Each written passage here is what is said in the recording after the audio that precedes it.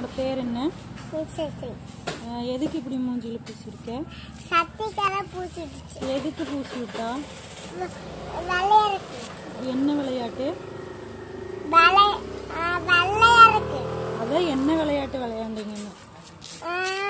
பூசினா விளையாடுறதுக்கு. அதுதான் என்ன விளையாட்டு? பூசினா விளையாடுற சரி, என்ன விளையாட்டு?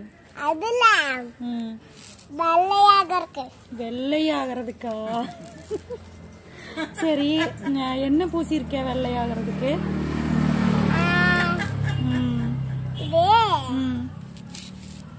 இது போட்டு